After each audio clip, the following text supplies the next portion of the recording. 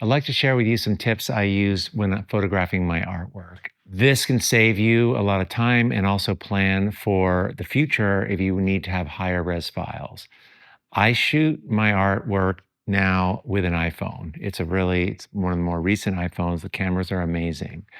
But what you need to have for sure is a tripod and also an automatic way to click the shutter on and off so you're not touching it so it stays perfectly still. You want to shoot in RAW format. There's a feature up here. You can chat GPT how to do it, but RAW is the biggest file possible. And I'll take a photograph as big as I can in the frame, and I'll do a couple of those.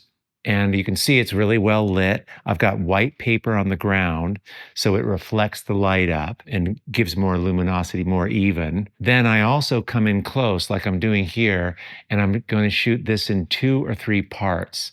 So then if I ever needed a really high res file, I can combine them. It's pretty easy to do and make one really amazing scan. For the most part, for Instagram, even websites, and even printed cards, your iPhone is going to be more than enough. But if you want to do a coffee table book or a really beautiful reproduction, I'd recommend doing this 2-part thing. So I've just shot this, and now I'm going to move this over and shoot the other side of it here. And in Photoshop, you can adjust it and get it perfectly square. That's not a problem.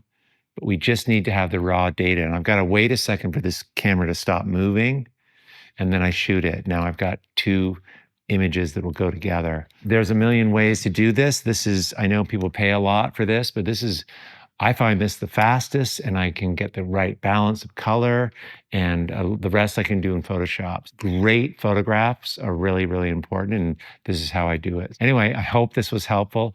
Let us know in the chat, what you do. This is just one way I do it. It turns out it's probably the cheapest and fastest. All right, hope you get out today and make some art. Thanks.